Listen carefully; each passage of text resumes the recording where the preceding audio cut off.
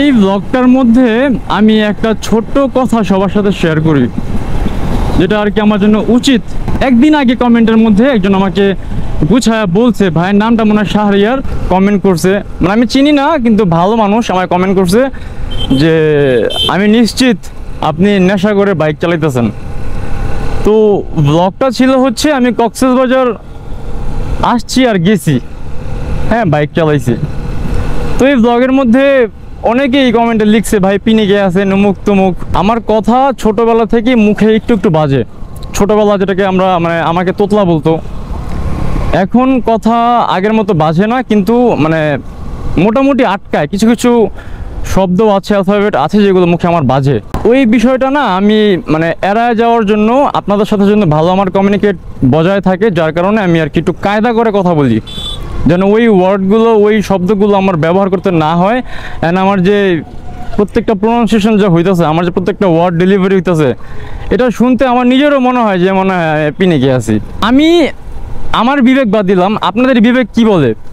একটা ছেলে নেশাগ্রস্ত অবস্থায় কক্সবাজার যেতে পারে বাইক চালায়? হ্যাঁ, এত সহজ তো না। নেশাগ্রস্ত অবস্থায় এত দূর পথ, একটা ভালো তো একটা মানে ম্যানেজমেন্ট লাগে, প্ল্যানিং লাগে, ওটা কোনো কি মানে নেশাগ্রস্ত মানুষ পারবে? আপনারা আমাকে জানান।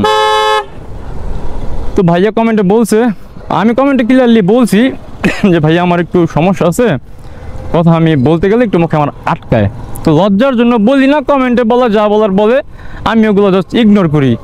আমার ক্ষেত্রে কোনটা যে কথা কে বলতেছে এটা ম্যাটার করে না, কথা কি বলতেছে ওইটা ম্যাটার করে। আমি ভিডিওতে কথা কি বলতেছি ওইটা ম্যাটার করে। আর যারা আমাকে চিনে 2015-16 অনেক আগের থেকে আমাকে জানে, চিনে, তারা জানে যে আমার কথা বলার যে মানে একটা ধরন, এটা আমার এমনই। আমার ঘরের লোকও জানে। আমার নিজেরও মাঝে মাঝে মনে হয় শালা আমি কি মদ খেয়ে গাড়ি চালাইতেছি, কিন্তু আসলে না গাইস, এটা হয় না। একটা ড্রাইভার কখনো, আমার ফ্যামিলি আছে, আমার ফ্রেন্ডস আছে, আমার স্বপ্ন আমার বন্ধুরা দেখে, আমার ফ্যামিলি দেখে, আমার কিছু হইলে তাদের কি হবে? আমার দেখে মনে হয় নেশাবানি করি? হ্যাঁ, আর ধরেন না করি এত আমি আবার মানে বলবো যে আমি একবারে তুলসী পাতা এমনটাও না, কিন্তু ড্রাইভিংয়ের ক্ষেত্রে আপনাদের সাথে কথা বলার ক্ষেত্রে আমি নেশা করে কথা বলবো, মানে অদ্ভুত লাগলো আমার কাছে। যাই হোক, আমার কোনো আপনাদের কোনো ভুল নাই অবশ্য। আপনার জায়গায় আমি হলে আমি ওইটাই বলতাম যে হয়তো বা নেশা করে গাড়ি চালাইতেছে। যাই হোক, আপনারা ভালো বুঝেন। মন খারাপ হয় আবার হয়ও না। আপনারা আমার যেসব ভিডিওগুলো ভাইরাল হয়েছে শুধু ওগুলোই দেখছেন। আমার অন্য সবগুলো ভিডিওতে এত পজিটিভ কমেন্টস, এত ভালো ভালো কমেন্টস, মানে আমার কাছে মনে হয় আমি মারা গেল দুঃখ নাই।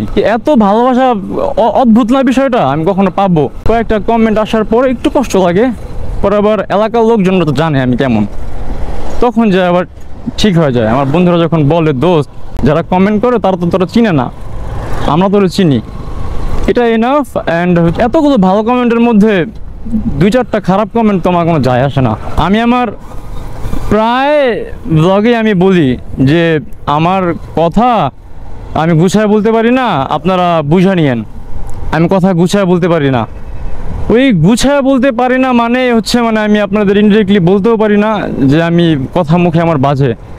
আমার যে আপন ছোট ভাই, ওর নামটা উচ্চারণ করতে আমার মোটামুটি মানে অনেক প্র্যাকটিস করতে হয়েছে। একটা সময় গেছে আমার যে ওর নাম আমি উচ্চারণ করতে পারতাম না। এখন আলহামদুলিল্লাহ আবার 90% ঠিক হয়ে গেছে, কিন্তু ওই কথা বলার ধরনটা পাল্টায়নি আমার আর। যাই হোক, যারা আমাকে চিনেন জানেন, তারা চিনলেই আমাকে হবে, আর যারা নেগেটিভ চিন্তা করেন তারা করেন, আই ডোন্ট মাইন্ড। ওকে, তাহলে থাকেন।